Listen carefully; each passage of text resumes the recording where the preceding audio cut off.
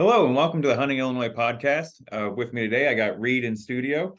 I'm Jason, and calling in, we have Dan and Curtis. How's it going, guys? Hello, Hey, hello. buddy. Happy to be here. Hey, so today I figure we talk about some updates when it comes to different species, what's going on. We have seasons and some harvest reports that we have in for the year. So we'll cover some of that early on. And then we've all had some luck where we've been out. I know Dan had luck with your wife. She got a deer on first firearm season. So we're going to tell some hunting stories and some updates on our season so far and what our plans are going into late season here for deer hunting and other species seasons that are coming up here. I know Kurt's trying to get out waterfowl hunting and stuff like that. So we'll talk about our plans for the rest of the year. But first off, we're going to go over to Dan, and he's going to fill us in on some updates on some seasons and some harvest reports. Go ahead, Dan. Yeah, so I figured since we just got through the big holiday where everyone stuffed their faces with turkey, that it's kind of appropriate to start with a little conversation about turkey hunting. So the fall season wrapped up October 29th, so that season runs October 21st through October 29th. And just a reminder, that is just kind of that fall shotgun season. We do obviously have the fall archery season still underway that basically runs right alongside of the deer archery season. So the numbers I'm going to give you right now are just kind of those few days between October 1st and the 29th where people can hunt with a shotgun. So the preliminary harvest has been released by the Illinois DNR, and it comes in at 262 wild turkeys were taken during this fall turkey firearm season. So if you think about it, that obviously is a fairly low number, but there's not a ton of participation across the state in terms of fall turkey hunting. Normally there's maybe 1,000 to 1,500 permits that are actually purchased. Just to kind of give that number some reference, last year's total in 2022 was 267 birds. So just five birds more last year versus this year. That's kind of just, statistical noise.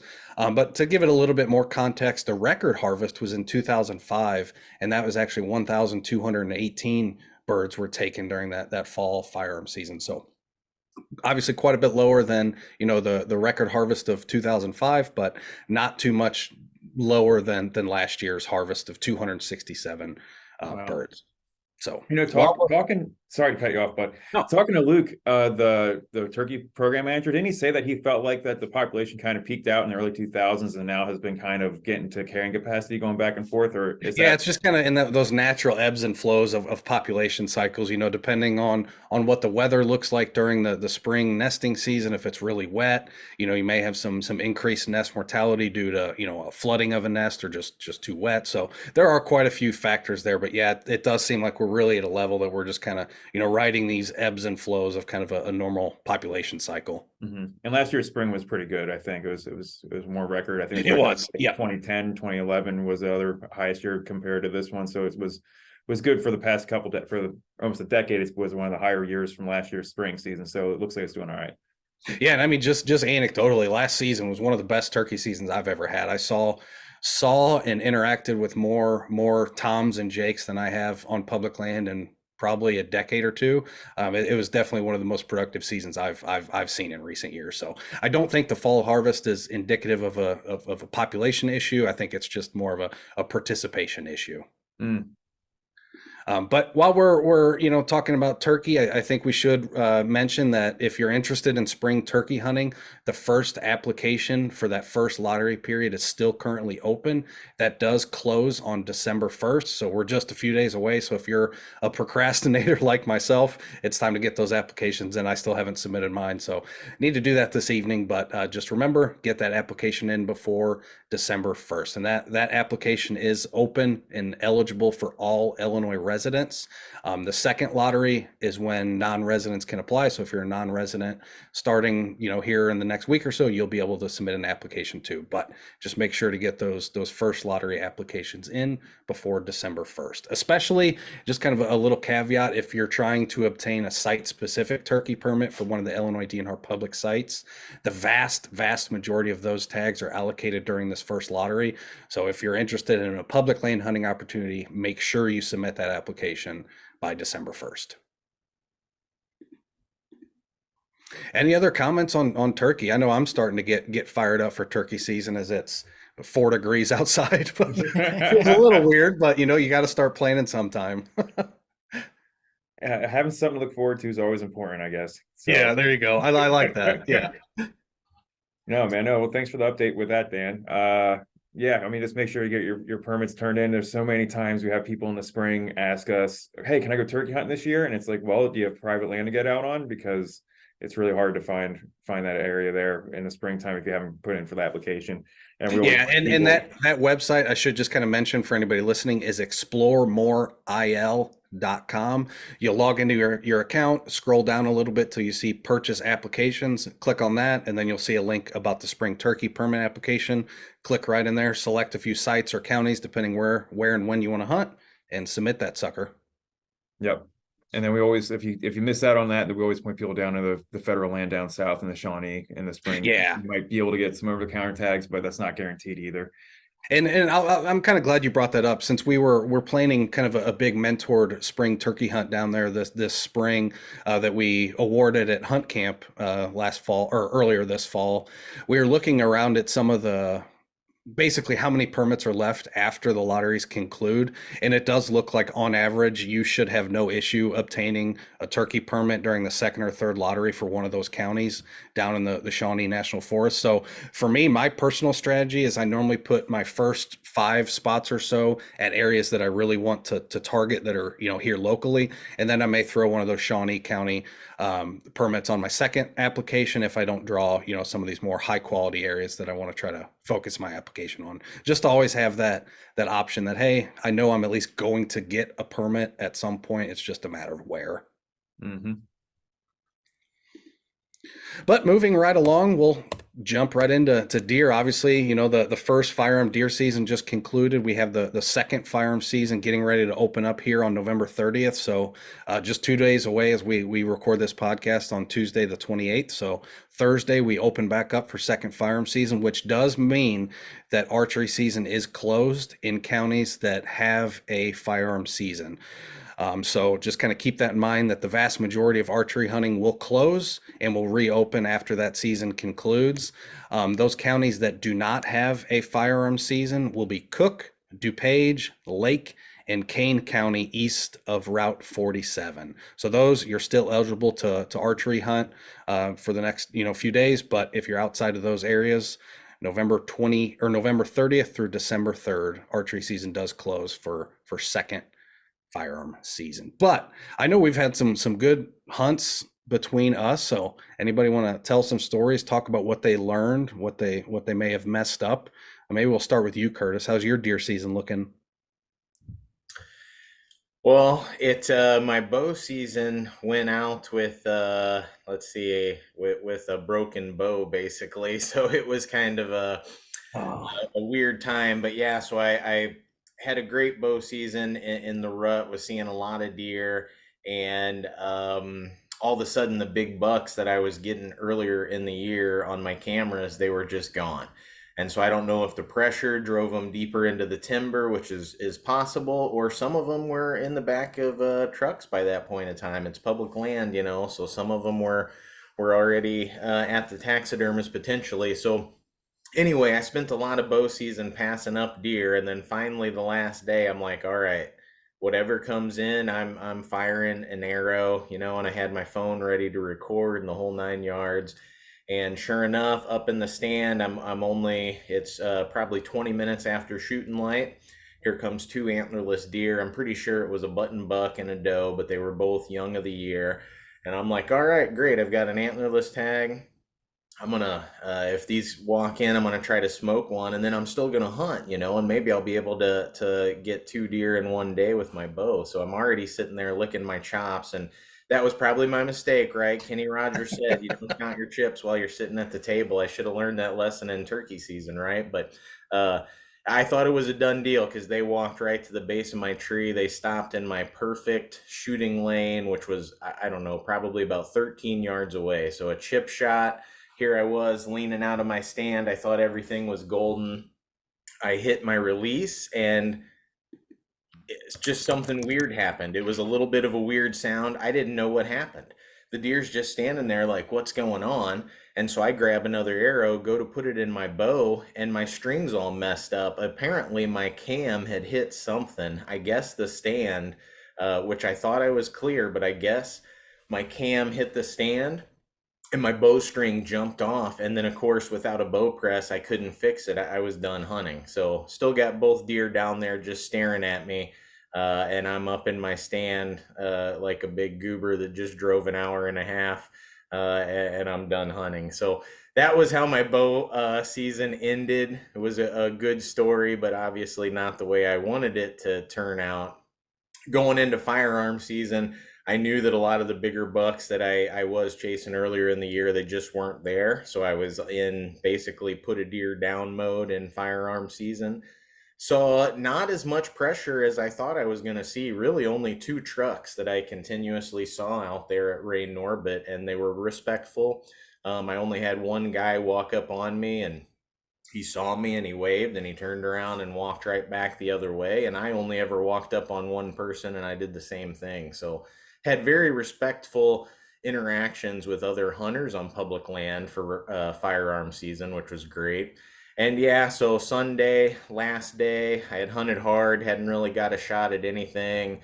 And here comes a small buck. It's one that I probably passed up with my bow several times, but I wasn't going to pass it up with the muzzleloader, especially on the last day of that first firearm season. So walked right into less than 20 yards and I was able to put a good shot on him and was able to film the whole thing while I was holding my cell phone in my hand. I'm telling you, I do not recommend this filming technique to people out there.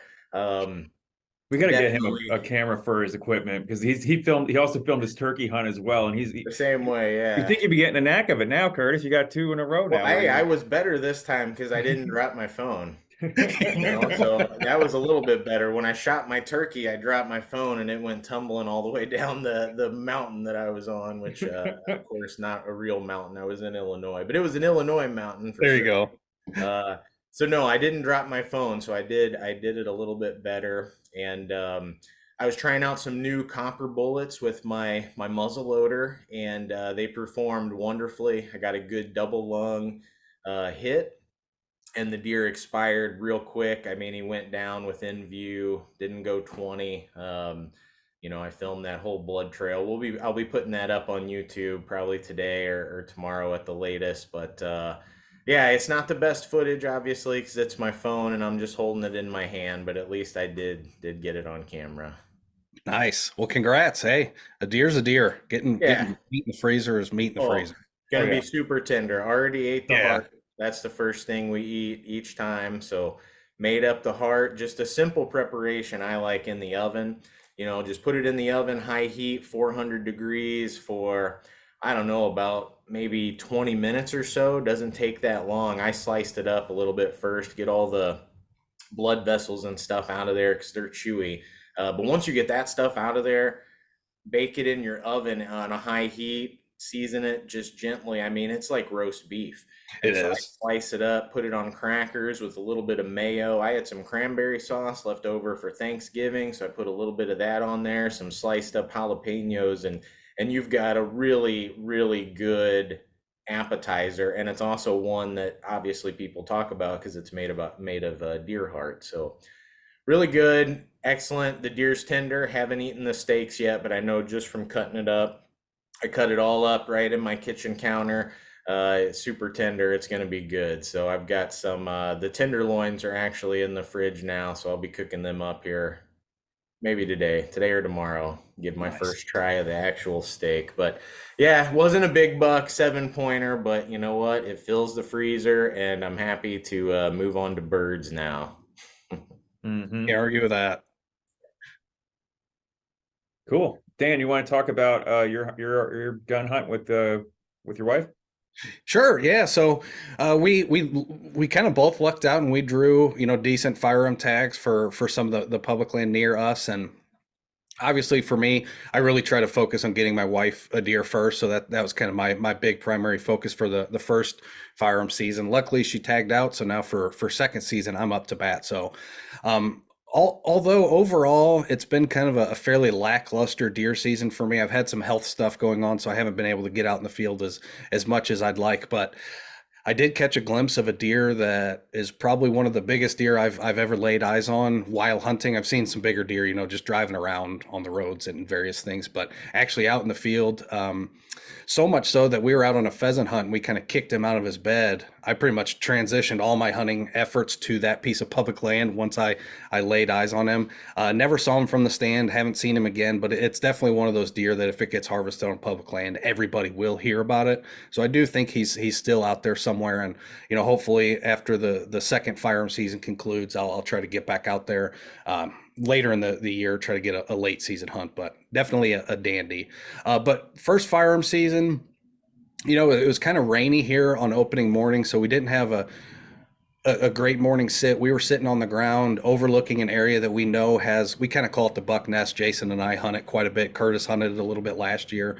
We call it the buck nest just because there's so many big bucks that just kind of utilize this area as a staging area or a bedding area. And so we were kind of overlooking that, and right at legal shooting light, we started to hear some crunching behind us, and you can clearly tell it was a deer. Obviously, as you spend more time in the woods, you'll start to be able to discern what a squirrel sounds like versus a deer. A squirrel is very and then it'll stop for 15 or 20 seconds, where a deer is this very just nice consistent. What's that? Oh yeah, the squirrels still trick you every October. Oh yeah. You have to look. Yeah. But I leaned over to Lauren. I was like, that's a deer behind us. And we could tell it was going to walk down the trail. I mean, picture perfect what we wanted. The trail was probably 25 yards in front of us. Unfortunately, it was right at legal light, but with it being so rainy and cloudy that day, we couldn't even ever make out the deer. And it probably walked by at 25 or 30 yards, finally caught our wind, blew, took off screaming, doing the whole shebang. That was kind of a wrap for our morning sit. We didn't really see anything else, so we made a big shift in the evening and decided to hunt over some food.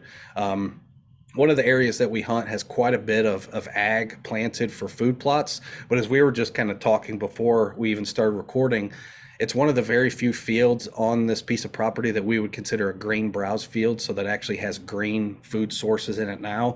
And I kind of knew that was probably going to attract some attention from some deer in that evening, so we went and sat up there. Where we first sat, we could see the entire field, but the wind had shifted to be a north wind. And we were at kind of the northern edge of that field. So essentially any deer that walked in that field would have scented us immediately and kind of busted us. So we made a big shift, hopped down, got on the south edge of this field, and probably sat there for about an hour or so. And then we finally saw our first deer movement. Little fawn came walking out, and Lauren goes, "Oh, I thought I saw antlers." Lauren's my wife. She goes, "Oh, I thought I saw antlers." And I'm just like, you're messing up. This little doe fawn comes out to the field, and she's kind of feeding in front of us for, I don't know, probably 5 minutes or so. And finally gets in a position that Lauren wants to take the shot, and so she gets kind of lined up on it, and then all of a sudden here I see this 8-pointer coming out on the exact same path that this doe did, and I just told her, "Here's a buck. If you want to wait, he's probably going to follow in the exact spot."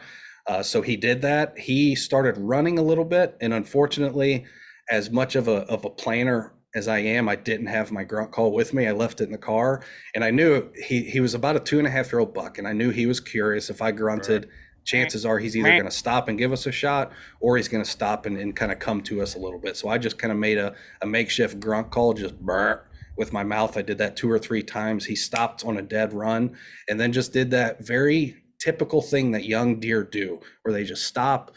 They kind of move their head a little bit. They're very curious of what they just heard. And he ended up kind of sneaking his way in, probably another 30 yards or so, giving us, about 110, 120 yard shot.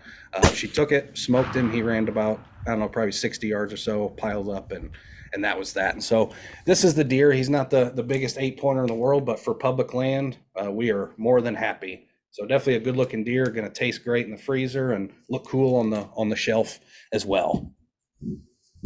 No, that's awesome. So do you think she did see that buck come out? I do. I think I was hyper focused on just seeing that first deer.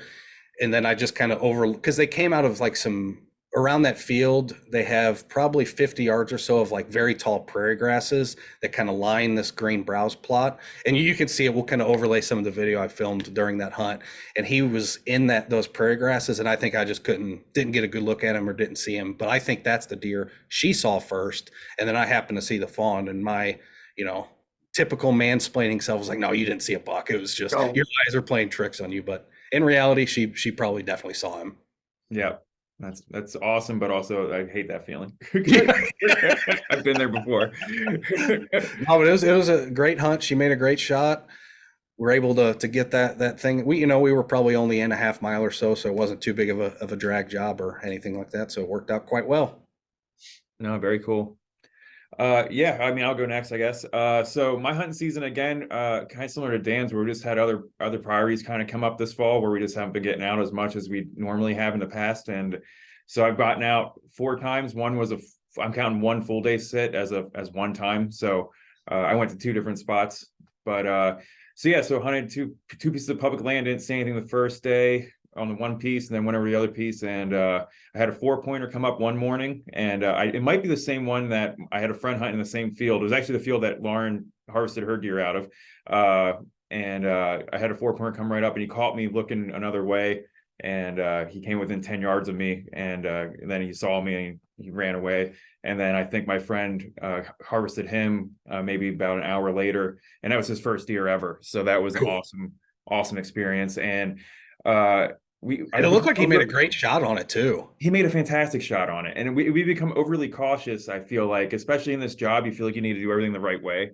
and there's like that stigma too. Like I train people how to hunt. I need to follow the ABCs of this. So when he told me he got it, he said that it walked right at him, and then it turned a little bit, and then he made a murk noise, and then he shot at it. But like he said, all the things that made me think that it wasn't a good shot. He's like, I kind of just aimed for the middle of it. I don't know if I was aiming at the right spot. I remember seeing brown, and he had a crossbow, so he was looking through a scope, and he's like, I just kind of looked, and I thought I saw brown. I don't know if it was a good shot. It mule kicked. I heard a pop when it went off. I think I saw it walk into the woods. It ran a little bit, and then it stopped, and it walked off. So I'm like, well, that could be a gut shot. I don't know what that is. And then we went and I looked at the arrow, and I couldn't. Well, no, we found the arrow, and it was like a red to a dark red. It could have been liver. It could have been heart. It was kind of hard to tell because it was also dried at that point.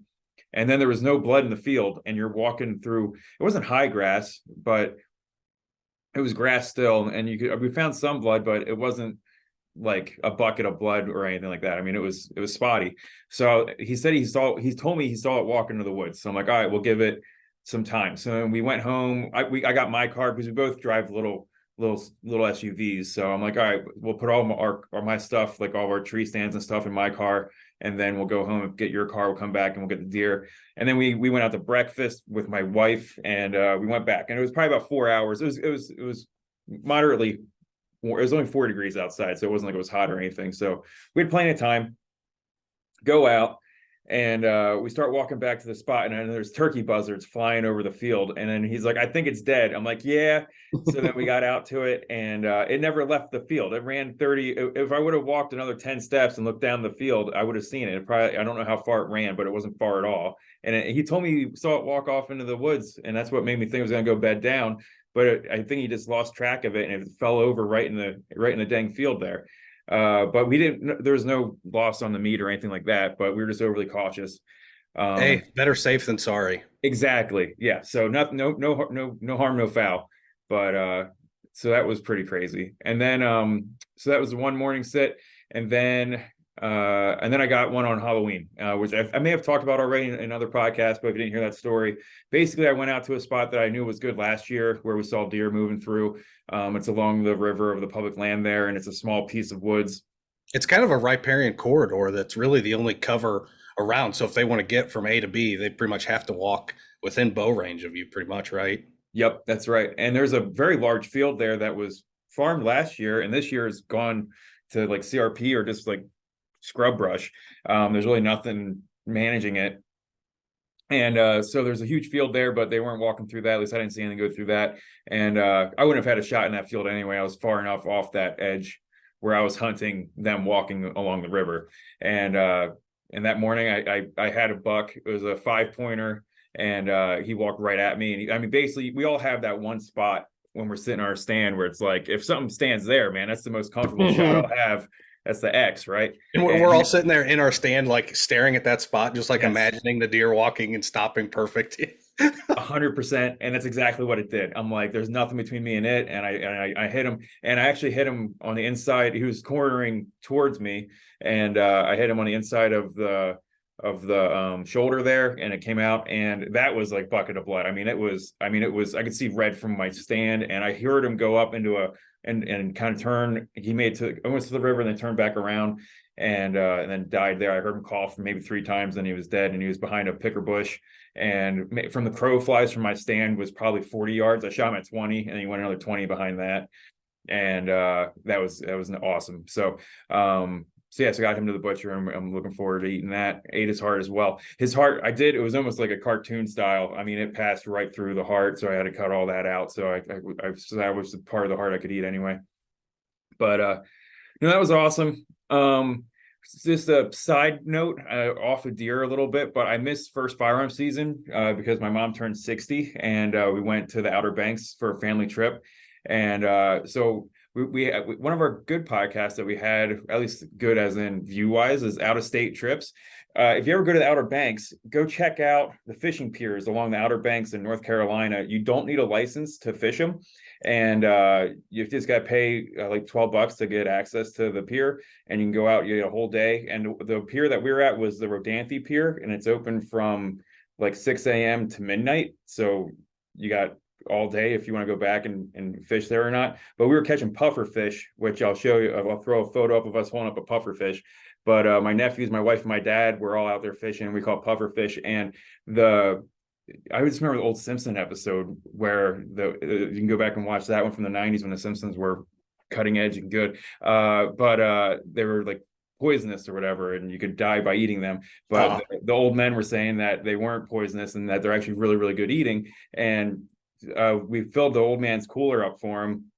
We weren't planning on eating any of them, and then he filleted 5 of them out for us, and we tried it that night, and it was awesome. So if you ever get down to North Carolina, go check out the piers there and catch some pufferfish. They come out like almost like a lobster tail size piece of meat, and their backbone's almost like a zip tie.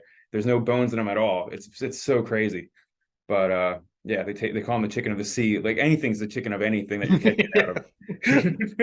But the old men are like, that's a chicken of the sea. I'm like, all right. But I mean, my nephews probably gave that guy about 20 of them. It was hilarious. That's cool. But yeah. What's the limit down there? There was no limit. There's no size limit and no limit. The old man, I mean, that's the only thing we caught. Later on that night, we went back that evening. Dad caught a sea trout and mullet, but both of them were too small to keep. And again, we weren't keeping them anyway.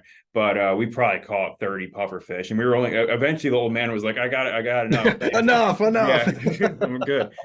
But so that was fun. It was like catching sunfish out of the ocean, but they were pufferfish, and they puff up. I tell you what. I mean, you hold them, and as soon as you get them up, they just go whoop whoop whoop whoop, and they just come up in a little ball. And they got like beaks on them. I think they eat off of the reef, so they kind of and they eat like mussels and things. So the one almost caught my finger a little bit. It nicked me a little bit, but they can mess you up a little bit if you get your hand in there. That's cool. Yeah. And the last part of that, before we hear how Reed got his deer this past weekend, was on the drive there. We went through West Virginia, and it's one of those things that you don't know it until you see it. But when you see it, you notice something where we went over a bridge. And I'm like, this is really high up. I'm like, this is a crazy. It was just on the highway. We're driving across this bridge, and I'm trying to think of like roller coasters I've been on. Like I've been to Cedar Point. I've seen like Millennium Force or Top Thrill Dragsters, like 400 feet. I'm like, this is like a 300-foot bridge. I'm like, Katie, my wife. I'm like, Google how tall this is. This has to be a well-known bridge. It was an 872-foot tall bridge. It's the third tallest bridge in America. It's the New River Gorge. People base jump off it all the time. But if you ever drive out there, it's insane. They're driving across this bridge. Like, I feel really high. Instead of going from middle of the mountain to middle of the mountain, you're top of the mountain. And it's one of the world record bridges that's out there. So I get a little nervous when I'm like 22 feet up in a tree stand. I couldn't imagine base jumping from a 870-foot tall bridge. Yeah. I love heights. I love the adrenaline I get from them. There's a bridge day in October. You're allowed to walk across it in October. And then that's when there's a couple hundred base jumpers that go there every October to jump. I've looked it up since we went across it. But that was insane. Cool. So go check that out if you want to get out of state for a little bit. Yeah, well, I guess I'll talk about my deer season so far. For me personally, it has not been the greatest, but I've been a part of carrying out 3 deers. So it's one on public and then the other 2 on private. But for the most part, I've been private land hunting, and it's been tough for me out there. It's or private land. Yeah, I said private land. Yep. Private land Yeah. hunt, yeah. It's been pretty tough for me. Just know where the deer are, but not able to get close. And I've had to spend time scouting a Mhm. decent amount. All the fields got dissed over after being harvested, so they aren't out there. So just kind of throwing a Hail Mary this week of Thanksgiving with no school and stuff, and tried out a new area. And motto for me was short on time. So first thing that walks by is getting an arrow through it. So I got set up around 11 o'clock, and sure enough, 4:30, a little spike buck came out. I'm like, all right, this is it. It came perfect, strong side in the saddle and everything, pulled back, took a shot, 15-yard shot with the arrow. Here's where the arrow was in the ground. First, I'm like, all right, it's a good shot, good shot. Hit back behind shoulder, decent height. Could have been a tad higher, but all right. Then he ran off, no mule kick or anything, just tail flickering. I'm like, okay. But I cannot emphasize enough how important it is to watch where the deer goes after you shoot it. Mhm. Tells you a bunch of things. Saw him running an open field for about 95 yards, and then he went into thick stuff, walked into thick stuff. I'm like, all right, it's probably going to bed down. So with the time I had remaining, got down, checked the blood on the arrow, very little blood. And I made the decision, all right, I'll wait here for a little bit and see what comes about, or just let it bleed out once it bedded down. So I started tracking around 450 and no blood for 85 yards. Ended up finding blood where he went into the woods, and only blood trail for about 10 yards at most. But crazy little spike buck, weighed 102 pounds. But Wow. Hey, can't argue with that. no. So That's always disheartening when they don't bleed, man. It really Yep. is. It's Even just- Lauren's that she shot with a 12 gauge shotgun.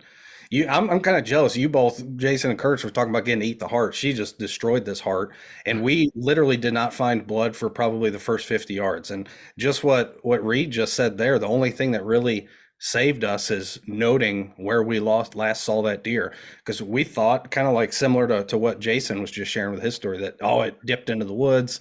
Great, now we have this long hunt or this long track job in front of us, where all we did was take our phone, put our finger at that last spot where we saw it, where we thought we saw it enter the woods, took a picture, having trouble finding blood, so we just walked over to that spot and boom, it was laying right there. So I can't, like you said, Reed, emphasize that enough. The Wow. only thing that was convincing to me is I saw the arrow hit, surprisingly as close as I was. Yeah. I was relieved to see the arrow hit, but then also the arrow had very little blood on it, but it was the pinkish blood with a few bubbles. So I'm like, all right, this is a good At sign. least touched lung. Yeah. Yep, I at least touched lung. So Yeah, Yeah, I mean, Dan, I gotta say, I've heard of that before. Like, if you damage the wrong part of the heart, guess what? The pump's not working. Yep. So that's what pumps the blood trail, and that's why double lung is the way to go all the time. People that aim for the heart, I'm like, what are you doing? Double Yeah. lung. Yeah. the only reason why I think I wasn't getting a good blood trail is because I hit pretty close to the shoulder, and I just think when he was running, it was covering up the Mhm. exit and opening. So if the blood that I would have found would have been smaller than pin size. So when he was finally there standing, that's when it just poured out. But Yeah. Yep. Yeah, I mean, it's like almost like a balloon. Like if you ever let the air out of Yeah. a balloon or something like that. Yeah, it could open and close as they're running. hmm And Yeah, and that's why I'm such a big fan of like what you and your buddy did, Jason, of giving that thing time. Those wounds, they can clog up pretty quick. It's usually not a blood clot that's clogging it. It's usually some kind of loose tissue or something from, inside from the shot. But yeah, if you lose that blood, you're in for a long day. Yeah, it's a good time to mention the dog tracking networks. If when in doubt, back out and give them a call. It's better before you walk all around and contaminate with your scent. If you really want to get that deer, your best chance is going to be as soon as you think it's going to be a difficult track, try to get a hold of somebody with a good dog, and that's going to give you your best chance of retrieval. Absolutely. Good point. Mm-hmm. Well, should we move on to Upland a little bit? Yeah, sure. Cool. So, excuse me, pheasant, quail, and rabbit seasons are obviously currently all underway. I did get out on the pheasant opener on a wild bird hunt. Was able to harvest two roosters, so I got my limit that day. Things are looking pretty good out there.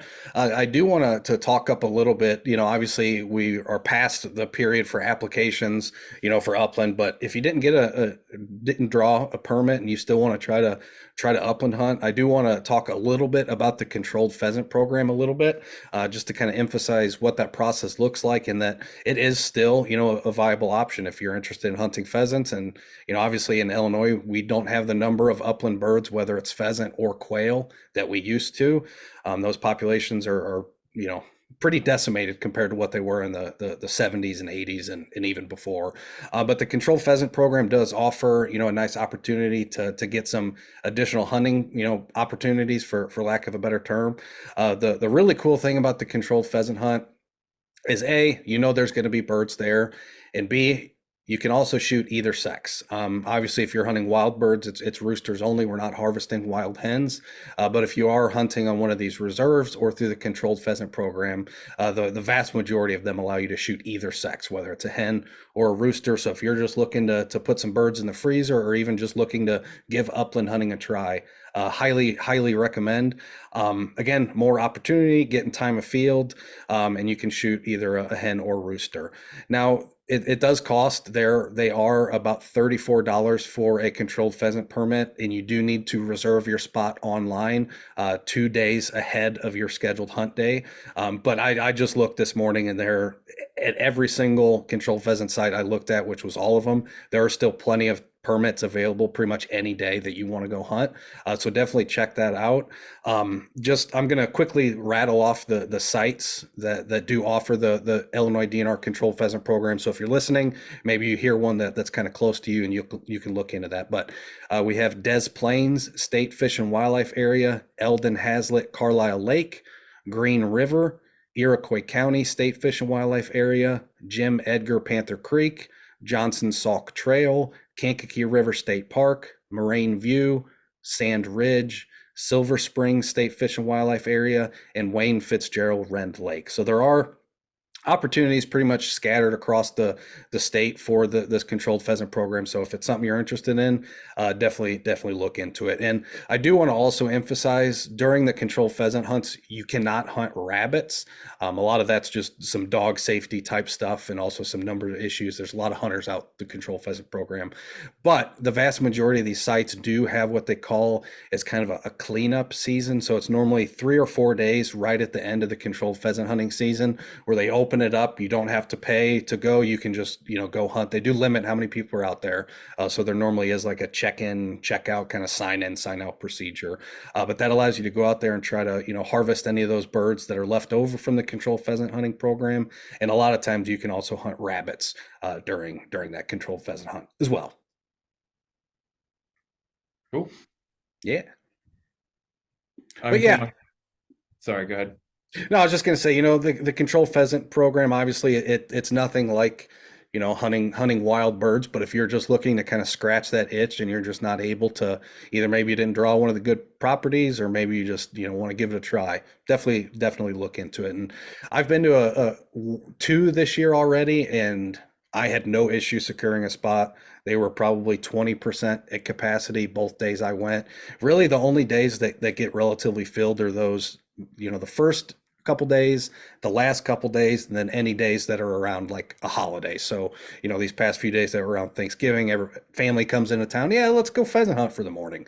Those fill up pretty quick, but outside of those time periods, you can pretty much get a spot and just go. But just remember to submit it online 2 days ahead of time. You used to be able to just show up to the site and kind of do like a standby permit, and you could just pay cash and sign up, that day, that morning. But since during COVID, they kind of transitioned everything to online, and they've just kind of kept it that way since then. So just make sure you reserve your spot online. Yeah, got to mention the dogs don't know the difference, So yeah, Absolutely. it may not be quite as fun for you, but you got to provide opportunity. If you've got a dog that likes to hunt, there's nothing, no amount of anything can make that dog as happy as going on a hunt. So do the right thing, get your dog a controlled pheasant hunt if that's the opportunity you have. And if you're somebody just looking to give it a try, maybe call the site, because I know I've been to a few of them, and when my dog was sick and we couldn't hunt, and I just kind of showed up. I'd already paid for a spot, and I just found a couple guys who had 2 or 3 dogs. And I was like, "Hey, can I tag along with you guys? I'm not here with a dog." And they're like, "Oh, absolutely," because a lot of times, like you said, Curtis, those guys are oftentimes there for the dog, and getting an extra gun behind that dog gives that dog a little bit more time, a little bit more experience on things, rather than maybe just, if it's just a 2 people, they only get to shoot 4 birds, where if they throw you in, now they get to shoot 6. And so they're getting that dog a little bit more experience. So, you don't have to have a dog. It certainly helps. But I have found that sometimes you can just show up and normally find somebody with a dog who will kind of let you join their group for the day. And just since you're mentioning dogs, I got to mention Echo. I brought her to the trainer, brought her to Matt Mercero from Overall Retriever Training. Definitely a good partner to the program. He's always there at hunt camp, answering everybody's questions about dogs. And so you knew that when I was going to send Echo to a trainer, I was going to go to the best. And so she's there now, getting exposed to a lot of good things. Maybe she's even going to get exposed to some live birds, and be looking forward to get her back right around Christmas time. So Awesome. How old is she now? Is she 14 weeks or not just quite? 4 months. So Okay. yeah, she was born at the end of 7. Yeah, so 7/29 is her birthday. So Cool. right around in there, which Matt said is about the time for like a puppy college sort of training. Right in that 3, 4 to 5 month range is when they want them, because dogs are a sponge at that point. They Sure. can, I mean, I noticed that she's picking up so much stuff from me, and I enjoy doing most of the training myself, but I'm not a professional, and I want Echo to be the best possible. So, sending her to somebody like Matt at Overall Retriever Training for a month or two, especially now while she's young and learning, it's going to pay huge dividends when we get behind Echo in the field next year. I'm sure of that. So, Absolutely. And you kind of hinted at it, but I think just, the socialization of early dogs like that is so important early on in life, to get them exposed to people, to dogs, to so many different things. And that's such a, yeah. Yeah. Different experiences, different than what she gets at home. And Mhm. yeah, that's great for a puppy, and it allows them to be able to roll with the punches and handle adversity and all that stuff. So yeah, super pleased. She's only been there a couple days now, but I know she's already having a blast and learning some new things. And yeah, it's going to be fun. Excited to get her back though. Absolutely. I bet. Mhm. Yeah, talk about mansplaining. I never thought about paying anyone to train a dog before, even just for obedience training or anything like that. And then my wife, when we got our Springer Spaniel in 2020, was all about trying to find local trainer. I know that Dan and his wife go to the same one, and I know your wife works there once in a while, Dan. But yeah, it makes a difference, and also it's all about that socializing when it comes to that point. So maybe not just send your dog away for a month to go to a professional bird trainer, but just obedience training in dogs, and it's really just training you too. You might think you know how to handle a dog as a dog owner, someone who's had one since you were a kid, but there's so many little tricks and things that you pick up just by going to a professional. And it's for that type of training, it's more training the handler than it is the dog sometimes. Absolutely. Well, cool. Well, let's kind of shift our focus. We're talking about birds and dogs a little bit, so maybe we can chat about waterfowl a little bit. I know Reed and I are actually getting out this weekend. We've got a mentor duck hunt here at Clinton Lake on Saturday. So I was kind of driving around a little bit, looking at some of the, duck.org migration map, and it looks like we do have quite a bit of geese in our area here in East Central Illinois. Haven't seen a ton of ducks locally, but hopefully, when we get out there on Saturday, we should have a good hunt. But what are things looking like for you, Curtis? Well, the ducks are around, so we posted here on our Learn to Hunt Connections page the last duck flight that Forbes did. And that was back on November 22nd, so it's not that old. And so the cool thing is the Illinois River Valley has been basically at what they consider peak duck numbers for an entire month now. Wow. And while hunter numbers have been across the board, it's not like hunters have just been slaying them, because honestly, probably dealing with stale birds. The birds have been around long enough now. They know where's safe. They know where's not safe. A little bit harder to hunt than the brand new birds that just come in right in the northwest wind. So probably dealing with some stale birds, but the birds are there. Even though on November 22nd, the Illinois River Valley was 6% down from the previous flight, it was still 33% up from the 10-year average. So a large amount of birds. The guy that runs the flights, his name's Josh Osborne. He says the habitat looks fantastic. We've got great habitat there. We've got a good number of birds around. Now, in the Mississippi River Valley, it's under the long-term average. And this is kind of an interesting thing because it's probably almost entirely due to mallards. So we've got a lot of ducks right now. We've got a lot of pintails, a lot of green-winged teal, a good diverse mix of basically everything, including canvasbacks have started to show up. But the mallards are noticeably lower than they should be. There's a whole lot of mallards still sitting to the north and west of us, and that's apparent by the Mississippi River Valley count. The Mississippi River, 15% below the 10-year average, and almost all of that is probably accounted for in mallards alone. When we look at the mallard count in the Illinois River Valley, they're about 60,000 mallards shy of where they should be according to the 10-year average. But remember, the Illinois River Valley is 33% above their long-term average. So there's a lot of other ducks around, just not the mallards. The Mississippi River, on the other hand, is about 125,000 mallards shy of their 10-year average at this time. So there are a lot of mallards to the north and west of us that are still coming. This, for duck hunters, is exciting because we have good days ahead. Hopefully, what we need is we need fronts, but fronts that aren't too big.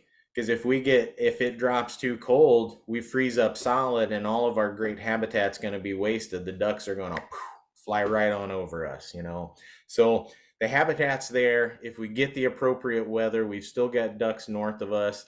It can be a good end of the season here. And we've got all of our seasons open now, except for the South Zone. The South Zone, the duck and the goose seasons are going to open up December 2nd, so not too far away. I'm sure folks down there are licking their chops.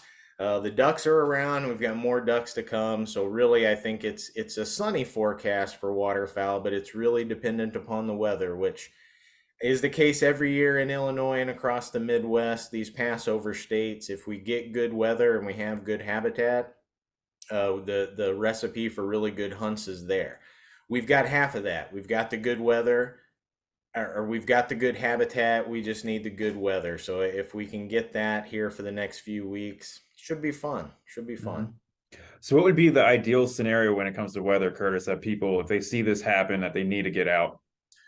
Well, I watch for the northwest wind, northwest wind, but also a north wind and a west wind. Anywhere in that 90-degree section can be good. But what you need to do is look more than just your local weather. I always look at the jet stream, look a couple states out, look at the weather in South Dakota, North Dakota, the Prairie Pothole region. This is where the largest mass of ducks are sitting. And I think the giant amount of mallards that are waiting to come down, I'm pretty sure right now they're stationed in Nebraska, South Dakota, maybe in Northwest Missouri. Like that section has such good food. They haven't been frozen out yet. Once those places start to freeze up, I think we're going to get a huge push of mallards. And so ideally we get that northwest wind, but we don't drop below freezing. Hopefully it's a small front. We get the good wind that pushes them, and hopefully it freezes up there, but it doesn't freeze down here. That would be ideal. And then if it could keep that for the whole season, awesome. Because then those ducks, they won't leave. They'll stay here. They will get stale, like we talked about with these birds that are maybe a month old, where they get hard to hunt. But if they're around, at least you have a chance. You have much more of a chance if they're around here than if they're, down in Arkansas and Tennessee and everywhere else. So things are looking good, looking bright. We need the weather to cooperate a little bit, but there should be some good hunts to be had. Hopefully on Saturday, you all just, you have a nice I hope so. there. We'll see. Cool. Any other updates you guys have? I don't think so. Just one more reminder, get that spring turkey application in. the second you're listening to this, if it's not December 1st yet or after, submit that thing today before you forget. Yep. Dan, we want to watch you submit yours right now. We just want to type that. Say that again. I said we got to watch you submit yours right now. Just type that in before it gets too late and you forget by this evening. ExploreMoreIL.com. Pretty easy to remember. No, very cool. Yeah. All right. Well, cool. Well, good luck out there for second firearm season, and hopefully we'll get some waterfowl stories here. Absolutely. Cool. Well, good luck out there, everybody. Safe hunting, and send us stories, send us pictures. It looks like the Learn to Hunt Connection Facebook page has been getting quite a few stories and posts lately, and we love reading through all those. It's cool hearing your guys' stories, hearing your successes, hearing your challenges, because this is a learning experience. And obviously for us, we've been hunting for quite some time. I learn something every time I go out there. Anytime I talk to another hunter, I'm usually learning some kind of tip or technique that they've tried that maybe did work, maybe it didn't work. It's always a learning process, so never stop learning. Mm-hmm. Great. All right, guys. Well, we'll see you all next time. See ya. See ya. See you, Reed. See ya. There you go.